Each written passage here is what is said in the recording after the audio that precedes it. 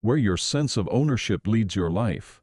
A sense of ownership and the desire to possess can serve as a driving force in our lives.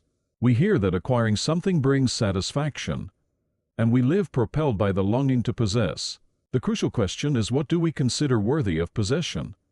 If we make God the object of our ownership, our sense of possession becomes a force that lifts our hearts toward heaven. This is because Jesus, who died on the cross, rose again and ascended into heaven, becomes our wings.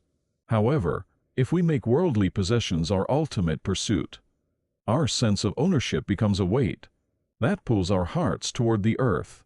Consequently, we live like caterpillars crawling along the ground, always striving but never soaring.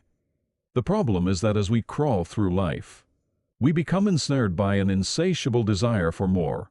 We constantly worry about our possessions, fear losing them, and ultimately bear the heavy burdens of anxiety, distress, insecurity, suffering, and loss. If one wishes to live a cursed life, the surest way is to make earthly possessions the primary goal. The reason life feels burdensome and exhausting is simple. God has given us a sense of ownership with a noble purpose, but we misuse it by directing it toward worldly things. As long as our sense of possession is earthbound, we will inevitably face countless obstacles.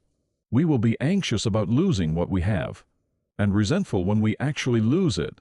Just as a caterpillar stumbles over the smallest grains of sand, so too will our earthbound hearts be tripped up by even minor inconveniences.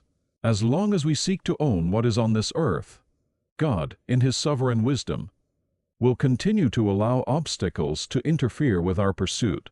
This is His way of awakening us. Jesus addressed this in Matthew chapter 6, verses 19 to 21. Do not store up for yourselves treasures on earth, where moths and rust destroy, and where thieves break in and steal. But store up for yourselves treasures in heaven, where moths and rust do not destroy, and where thieves do not break in and steal. For where your treasure is, there your heart will be also. When we make God our greatest treasure, our hearts will naturally be drawn toward heaven, and the portion of our hearts we invest in heaven will determine the eternal inheritance we receive. This is the true meaning of Christ's command, to store up treasures in heaven,